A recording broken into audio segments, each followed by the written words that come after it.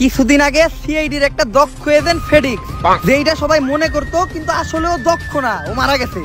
যে কারণে আমরা ওর জায়গায় ওর মতোই একটা অদক্ষ এজেন্ট খুঁজতাছি, যার ভিতর এরকম কিছু গুণ পাওয়া যাবে, সেই হবে সিআইডির নেক্সট এজেন্ট।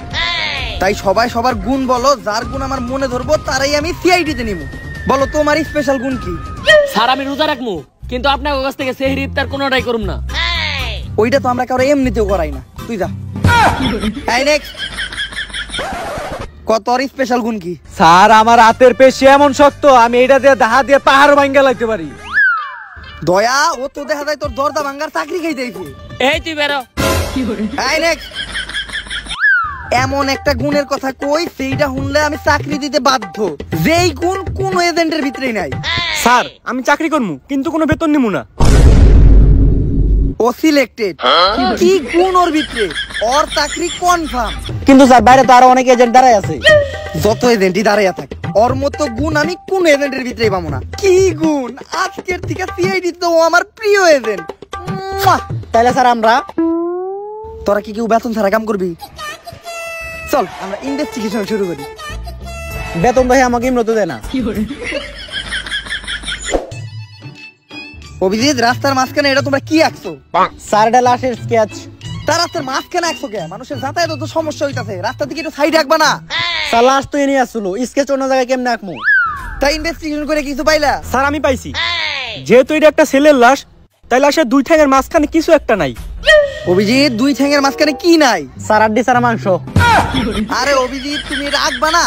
স্যার যখন স্কেচ আঁকাইছিলাম তখন লাশ কাপড় পরা ছিল। আরে লাস্টের কাপড় খুলতে কইবা না? না খুললে ওর কানের ভিতর তোর দিয়ে কাপড় খুলাইতি, কারণ ইনভেস্টিগেশন সময় প্রত্যেকটা জিনিস নিখুঁত থাকা দরকার। স্যার তাইলে এখন তো আর কিছু করার নাই, আমরা চিন্তা ভাবনা করে ছোট্ট একটা আঁকে দেই। চিন্তা ভাবনা করে আঁকাইলেই তো হইব না, সবারটা তো আর তোমাকে চিন্তা ভাবনার মতো ছোট না। কি ফায়দা এই স্কেচের? এই জায়গায় একটা পোলার আসল জিনিসই নাই। স্কেচে কাম হইব না অভিজিৎ, তুমি লাস্টটা তাড়াতাড়ি পোস্টমার্টামে পাঠানোর ব্যবস্থা করো। দয়া, পোস্টমার্টাম করতে এত সময় লাগে কে?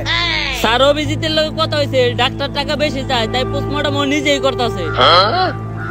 হইয়া গেছে, লাশের নানি রে খালি কর। এর আগে পরে ও কোনোদিন পোস্টমার্টাম করছিল? না স্যার, মুরগিটাও ঠিকঠাক জবাই করতে পারে না, মাথা পুরাপুরি ফালাই দেয়। দয়া, কি রিংটং এটা? রোজা রমজানের দিন গানের রিংটং লাগায় রাখছো, তাড়াতাড়ি ফোন কাটো আর এখনই রিংটং চেঞ্জ করো, কারণ রোজা রমজানের দিনে রিংটনও থাকবো ওয়াদার গজল। Okay sir. এই এই পাপি পাপি পাপি চুলো গান বাজে কার মোবাইলে?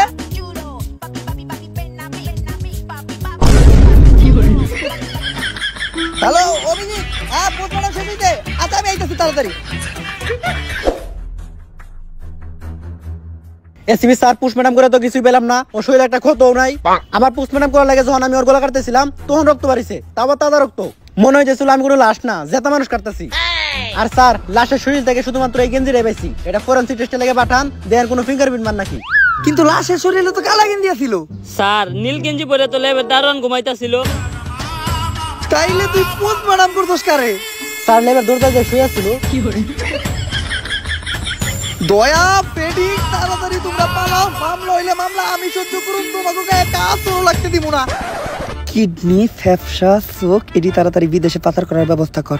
তাজা মার্ডার করছস, বাজারে রেডি ভালো দাম পাওয়া যাইব। অগরে সরাই দিছি আস্তে কইরা, যা পামু তুই আর আমি 50-50 রাস্তাকে। লাস্টটা হলে আমি ফালাই তুই এলাম, বুঝলাম না এত খুঁজাখুঁজি করলাম, তারপরে এখন পর্যন্ত একটা সূত্রই পাইলাম না। আপনি খোঁজাখুঁজি করলেন কেমনে? খোঁজাখুঁজি করছি আমরা।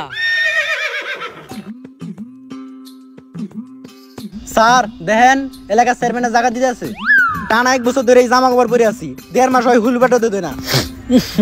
এটাই সুযোগ এই জামা কাপড় গুলা চেঞ্জ করার। অভিজিৎ, এইসব দানের জিনিস নিয়ে ধান্দা করতে হয় না। এই জামা কাপড় শুধু তারাই প্রাপ্য যারা জামা কাপড় কিনা পড়তে পারে না। কাকা একটা ভালো উদ্যোগ নিছে, আমাকে তো আর উচিত কাকার এই জায়গায় সাহায্য করার। আসসালামু আলাইকুম কাকা। ওয়ালাইকুম সালাম বাজান। কাকা আপনি দান করতেছেন, এটা তো একটা ভালো কাজ, কিন্তু রোজার দিনে রোজা রাইখা আপনি এত কষ্ট করতেছেন, এটা আমার সহ্য হইতাছে না। ইফতারির টাইম হইতাছে, আপনি যে বাসায় কাকির ইফতারি বানাইতে সাহায্য করেন, এটি আমা করে দেন, আমরা পুরো এলাকায় বিলাই দিব। ঠিক আছে বাজান, ধরো, আল্লাহ তোমাকে ভালো করবো। দোয়া রাখেন কাকা। বাইসে থাকো বাজান, বাইসে থাকো।